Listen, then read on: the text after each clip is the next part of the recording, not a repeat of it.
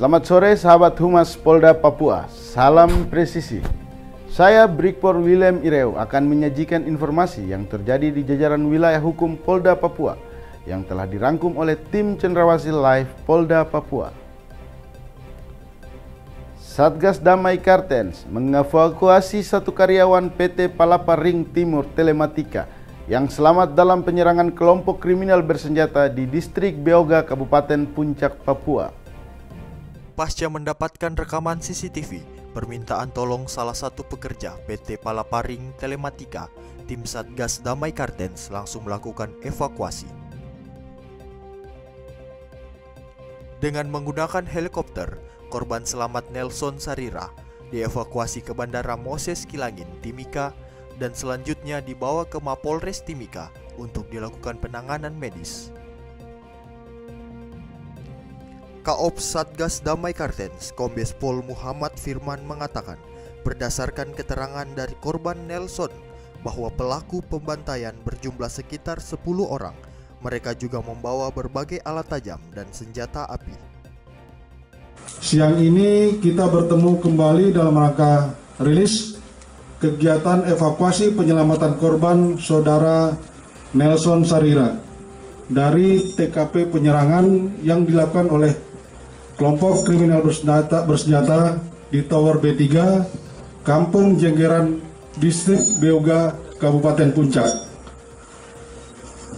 Perlu disampaikan bahwa pada tanggal 2 Maret 2002 pukul 03.00 waktu Indonesia Timur, bertempat di Tower B3 Kampung Jenggeran, Distrik Beoga Barat, Kabupaten Puncak, telah terjadi penyerangan terhadap karyawan PTT Palapa Ring Timur Telematika yang dilakukan oleh kelompok kriminal bersenjata, di mana diketahui dari CCTV milik PTT terdapat korban yang masih hidup atas nama Nelson Sarira. Dari hasil investigasi melalui CCTV, diketahui Nelson sempat menyampaikan bahwa rekan-rekan lainnya sudah meninggal dibunuh, hanya dirinya yang masih hidup. Dengan melihat fakta-fakta tersebut, atas perintah Bapak Kapolda Papua selaku PJK Operasi Damai Kartens memerintahkan untuk melakukan rapat koordinasi untuk menentukan langkah selanjutnya adalah penyelamatan terhadap korban Nelson Sarira.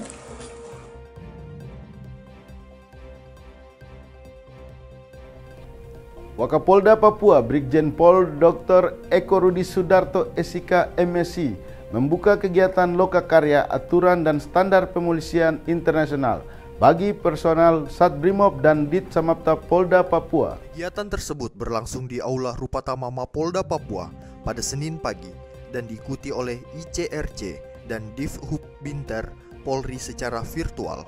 Wakapolda Papua mengatakan ICRC telah memberikan lokakarya dan sesi pelatihan kepada perwira dan personil Polri tentang topik terkait penggunaan kekuatan yang mengacu pada standar pemolisian internasional dan tema-tema lainnya. Polri adalah garda terdepan dalam menjaga Sitkamtipmas yang aman dan kondusif. Kehadiran Polri di tengah-tengah masyarakat sangat dibutuhkan. Selain sebagai penjaga keamanan, Polri juga dituntut untuk menegakkan hukum. Wakapolda Papua juga menekan kepada peserta pelatihan, yaitu diharapkan para perwira dan bintara Polri dengan cepat dapat memahami tentang norma-norma dan standar internasional yang memandu pelaksanaan kewenangan aparat penegakan hukum dan penggunaan kekuatan meningkat. Hari ini tanggal 7 Maret 2022 di Polda Papua dilaksanakan lokakarya yang diinisiasi oleh ICRC dan Divisi Hubungan Internasional Polri. Dua lembaga ini menginisiasi pelatihan untuk dasar-dasar kepolisian internasional. Nah, pemolisian internasional menjadi standar bagi operasional pemolisian dunia, artinya standar itu diakui. Nah, ada hal yang menarik yang harus kita maknai bahwa pemolisian standar dunia itu mengacu pada hak asasi manusia dan nilai-nilai harkat martabat internasional, sehingga bisa dijadikan acuan bagi polisi dimanapun bahwa itu adalah standar baku yang menjadi pedoman untuk melaksanakan tugas-tugas dalam rangka penegakan hukum terutama dan juga penegakan norma-norma kemanusiaan.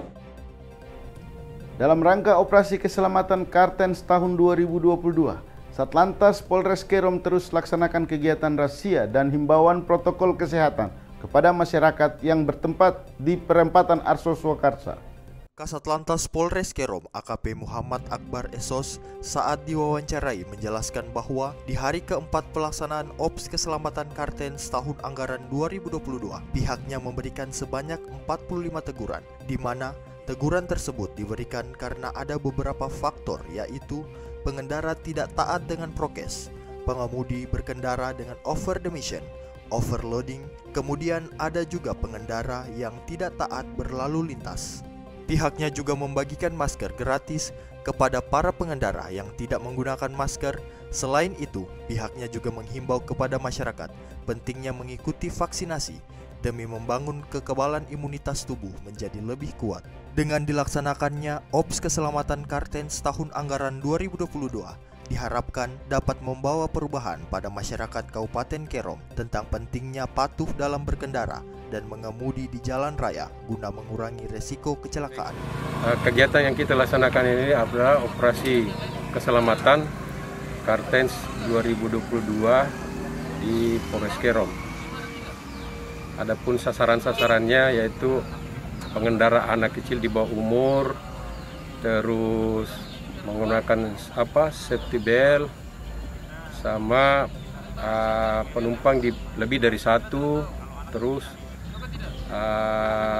lawan arus, termasuk sasaran pelanggar yang pada saat mabuk atau miras pada saat pengendara, begitu.